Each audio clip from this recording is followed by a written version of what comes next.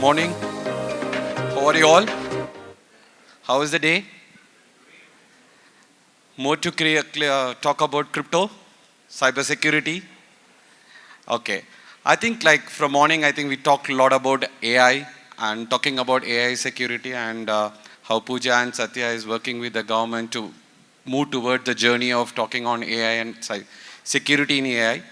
And today I'm here to talk about certain things like AI is current and more future. But this topic I'm going to cover up is like something which is already we are into it. Like it's a day-to-day thing which we are doing within the organization. So this topic is more around the topic as it explained the top 3 reasons why crypto agility simplifies machine identity management. To just start with, right, like how many of you heard of Willow? Willow? Okay. I'll add little more points to that when I'm going towards the journey of this session. And I think as a IT professional, right, like we all work with so many identities today. Yes or no? Let's have some energy, guys. Yeah. I'm sure like I couldn't see most of you people on the back. So to have a lot of energy from the back, yes? Yeah. Thank you. And so what are the things I would love to make this session more interactive, but if I start that, it might become extended session, but the time given is 30 minutes. To be on that 30 minutes track, like I'm just going to rush up with a lot of things. But if you see from the angle of like what all the things we have, I think all of us know as a user. Today as an organization, when you step into the organization as a human identity, we do authenticate into the system through multiple ways. You have your biometric access card, or you might be having a login system, your laptop. Like there are so many things as a human, you go and identify yourself. And then the devices. So knowingly or unknowingly, we are working with so many devices with us, right? Like as of today. And applications. Without applications, we are not here. For anything we interact today, we do use a lot of applications, right? Like, and the next is the data. The data part is something which it's completely like we will not be able to miss that because it's a kind of information what we store and then we use it for a longer period of time. And then the infrastructure. I think like today when we talk about infrastructure, we talk about hybrid environment, we talk about on-prem, we talk about cloud, and it has to be a hybrid environment because there are so many infrastructures with which we interact today on a day-in-day basis. And obviously the last part is the networks. Without networks, there is nothing. Like today we are here to do a lot of networking and talk a lot. Same way in the industry, like in the IT, like we do a lot of network. What does this mean? So when you go a little deeper into this, like we are talking about machine identities, I try to take this as, I'm just keeping the human identity a little away for our discussion today for the next 25 minutes. But I'm more concerned about two important things like the device identities and the workload identities. Because that is where I think human identity, yes, there are certain things in place, but on top of that, like already Mr. ACP Pawan like said, like how we miss even there certain things as a human. But keeping that aside, but when we talk about today, like we most talk about the device and workload identities. Now, if I go one level deeper into this, what is this device identity and workload identity we do have? Now you see in the device, we have laptop, mobile, server, Wi-Fi routers, and IoT devices. And on the other side of your workload, you have applications, Kubernetes, cloud services, and virtual machines. This is something I think we will not be able to say that like we will live without any of this. Can anybody say that like I don't use one of this in your day-to-day life? No. Can we say at least 80% of this we use today? Yes. If that is the case, so what is that? End of the day, I think we all live in the era of like more of applications and missions. Why I'm stressing more on device, workload, and identities, right? Like we'll go a little more deeper here. Because all these have identity. Today as a person, like how many of you, like I'm sure like all of you are having some kind of an identification parameter, like you have your Gmail account, you have your Zoom account, like you have your office account. How many different passwords you are using it? Can you say that like as an individual, can you say that like how many passwords you normally will have? One? Sorry? You have 50 passwords as an individual. I'm really happy to hear that. And an average, let's take an average. It's 3, 5, 10. Okay, let's keep it very optimistic for the day today, right? Like it's 10. This 10 password is something which we are managing because we don't want to lose the data, because we want to keep our bank account password little safe, so we keep a different password. But anything within the organization, we keep the same password for everything, because the most important thing is we are going to forget it. But that is when we talk about a human identity. But when you talk about the machines, today if you see there is one statistics, what it is say is like non-human identities outnumber humans as much as 50 to 1 and large. That means you said about like 10 passwords for yourself. That means it's 50 times of that password, 500 different identities you're talking about with which we are interacting as of today. Now, all these identities do have an expiry time. They do have a rotation period. They do have a place where it needs some change. 10 years back, what was your password size? 5 characters, 6 characters, 8 characters. Today, we are still in 8. Right? Some of the compliance says that, okay, you should move from 8 to 12 characters, like SOC compliance mandates that it should be a 12 character, so we are moving towards that. But otherwise, we are still happy with 8 character passwords. It's all fine, because we always feel that like we will not be lost, that 8 character password is much safer. But when we talk about the machine and identities, how many times you monitor your virtual machines today? How many times you monitor your GitHub account API key today? Can we say yes or no? How many of you have a habit of rotating your SSH keys very regularly? I think it's ages, right? Like day one somebody gave me, so I'm just happy using it. Because we don't worry about it. We don't even see that it is even existing. Do you even feel that there is something existing like an identity there? No. It has become a part and parcel of your system. You have already embedded your key into your laptop of your server, so you are able to do auto login. Most of the time we say yes when it says like allow me anytime. It's a SSO kind of an authentication. You don't worry about like providing that authentication parameter every time. So that means like if we see back and then see, we live in a world run by apps and machines, and they all have identities. I'm sure all of you know that they have identities. Yes or no? Yes? Now, I just want to give one statistic like Gartner. I'm sure like most of you being in the cybersecurity space, all of you know Gartner and how they have a very important play in saying a lot of things around the cybersecurity. And from them, they talk about like identity is the new perimeter. This is what is the reality. Like we all have to worry about the identity as an information, as a parameter. Now, like when we go a little deeper, now if you see this, identity fabric is increasingly non-human. I think that's what I tried to touch a little bit earlier, non-human identity. I'm sure like all of you know that in the recent days, earlier we used to talk about machine identity or device identity, but in recent days, I think last couple of months, everybody started talking about non-human identity.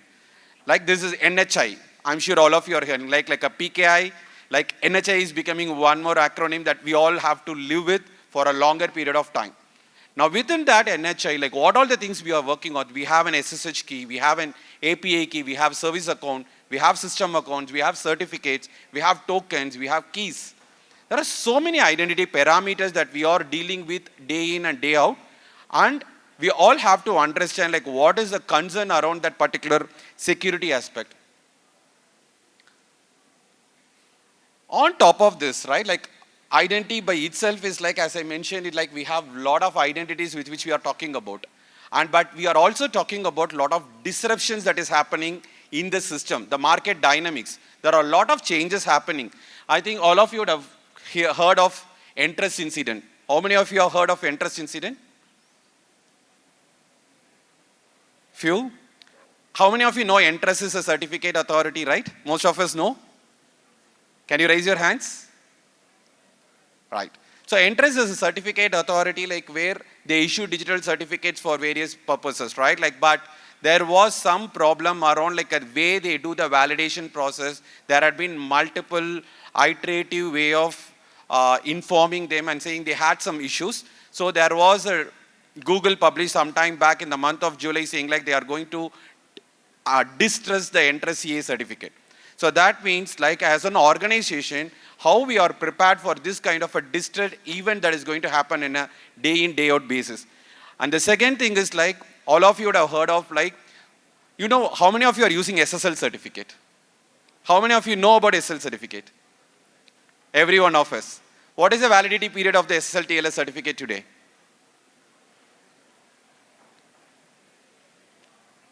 What is the validity period? How long it is valid? One SSL TLS certificate, you take it from the CA, like how long it is valid? 1 year? Minimum 1 year? 2 years? 5 years? Right, yes. It all happened long time back. It was 8 years, it was 5 years, and now it is actually 13 months. It is 397 days. That is what is the current validity period of the SSL TLS domain certificate. But like 8 months back or 9 months back, the Google came out with a proposal saying that they are going to bring this certificate to 90 days. So it is no more like 397 or 13 months. It is basically, it is going to become 90 days. Now, how many of you are in your role, you manage SSL TLS domain certificate and you approve it for getting it a renewed certificate? Few of you? Yes. But that's a additional pain what you always have to manage that certificate, and then how do you renew the certificate? Say, I will always put like anything that you want to put a reminder, what do you put? You put some reminder in your mobile, or this event is going to happen. It's fine. As far as the number is 1. Now we talked about a scale of how many identities? 500 identities. Do you think it is practical for you to manage that 500 identities with a manual reminder and then working on it? Which is not logical, which is not possible. And the last word, I think, post-quantum cryptography.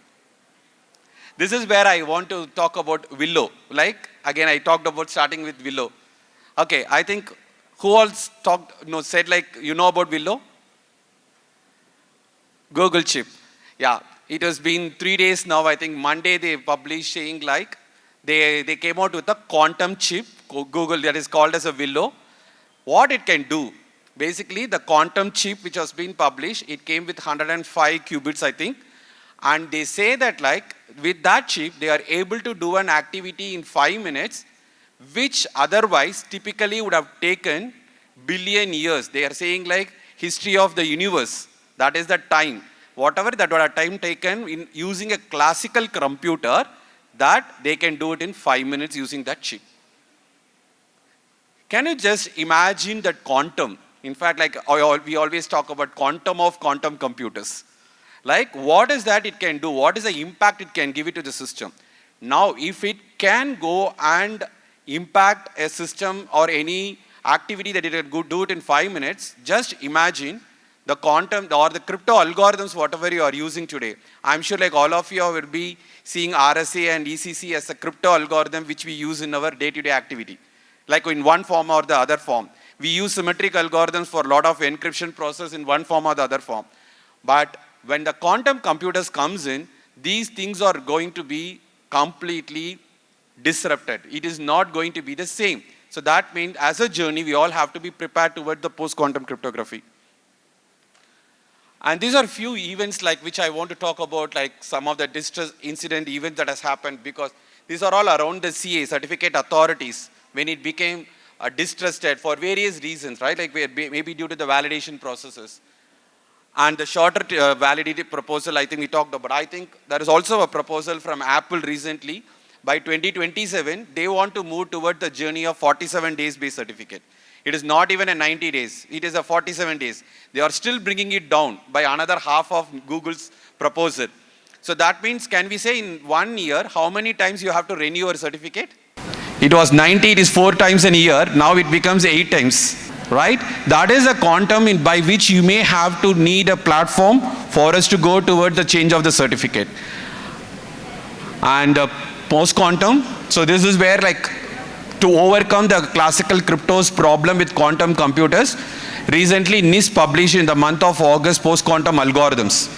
It is no more the algorithm like RSA or ECC. We may have to talk about little other additional algorithms like Falcon, Dilithium, Sphinx, Kyber. These are all the new algorithm. That is something which we people are going to talk in, day out in the coming days, which is going to stay with us for a lot of years with us for going forward. I think we as a generation, I think we would have seen the transition from the classical computer to the quantum computer, and we'll also see how the crypto took off in last 20 years, and we'll also see a change in that era of like moving towards a different algorithms. Now, to bring in like what exactly is crypto agility? Are we people agile? And in general context, are we people agile? Yes. Why?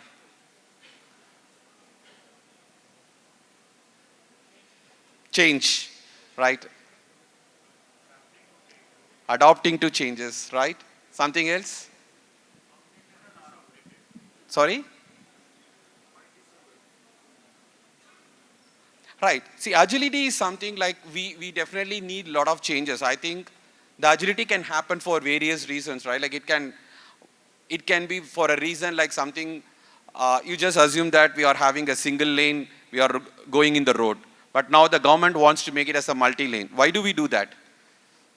Why do we have to change from a single lane to a multi-lane? More? The more communication. You need an efficient way and you need a better way of commuting from one place to another place.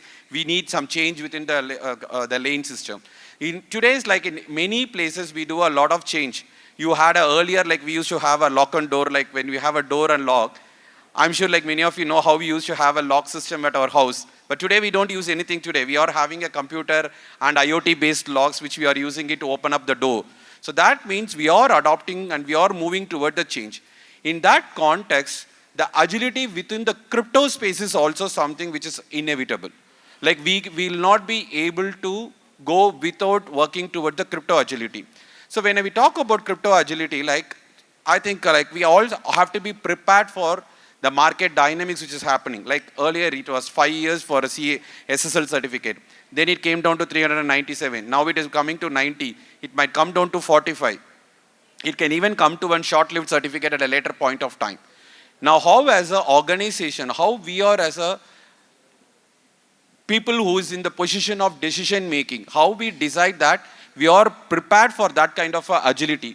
That is a very important for setting up the agility platform for yourself. And normally what will happen without and with crypto agility, right? Like without, very well we know, because it's going to be a manual process. Somebody is going to track it manually and then do some changes. See, now we assume that like as a platform, you want to change it from an RSA algorithm to one of the quantum algorithm. How many of you are aware of SHA-1 to SHA-256 journey? What was the problem? Like what exactly was the SHA-1 to SHA-256 problem? In SHA-1, I think most of you know it's a message digest algorithm. The important problem statement, I think in 2007, they come, it was like, they were able to compute a hash for same hash value for two different data. Because the property of a hash is going to be, it was a collision resistant. So what do you mean by a collision resistant? Two different data should not end up in the same hash value. So that's how the collision resistant comes in.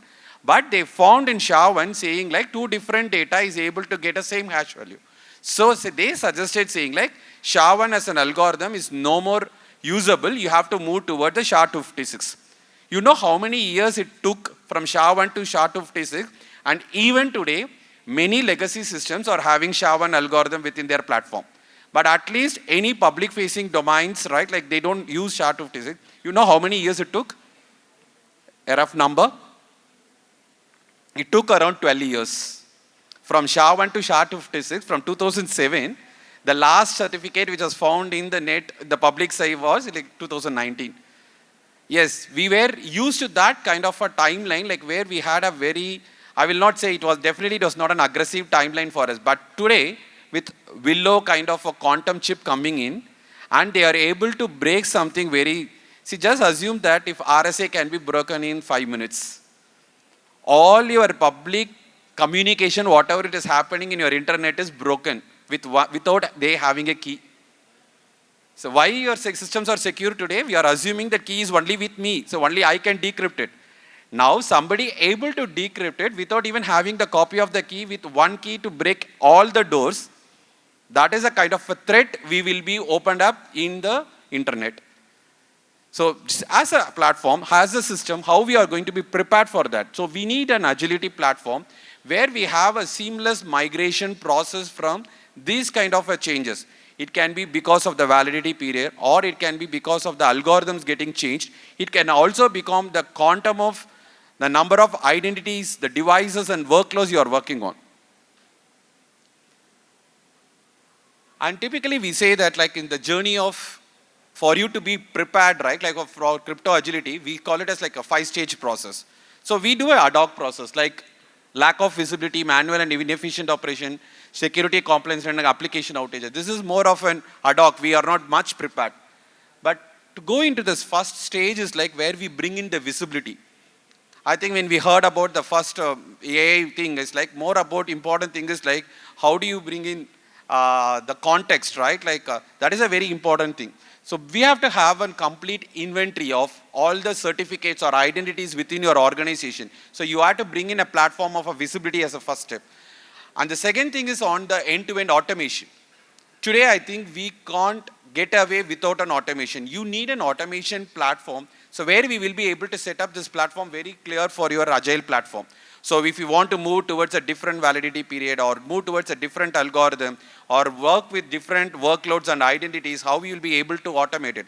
See, today as an application owner, if you are able to manage 2000 SSL application, right? Just assume, okay, even 2000 is a bigger number. Just assume you are managing 200 application.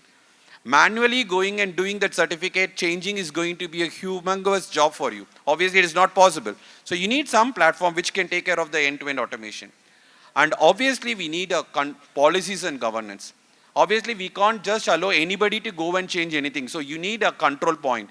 We need and rollback access controls. We need a very clear guidelines on the governance, because it's also going to work with a lot of guidelines, like it can give from the CA browser guidelines, it can be an ETSI guidelines, it can be working in a HIPAA, or it can be working in an AutoSAR kind of verticals, because it also has to align with under which vertical this compliance is being used. You can't just get away out of that.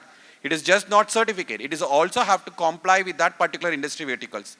And the next is the last one is the end goal is going to be the crypto agility. So where you have a complete visibility, you have a complete compliance, and you also have a complete end-to-end automation taken care. That is on the agility side. So this is just more of a steps to talk about, like we talk about ad hoc, visibility, automation, control and agility. Yeah. So the conclusion is like, as we see, the crypto agility is something which is very much important in any organization for you to be prepared, which is going to give you a complete visibility of all the identities. And how do you bring some control? How do you bring in an automation platform for you to go and change toward that particular journey? Thank you.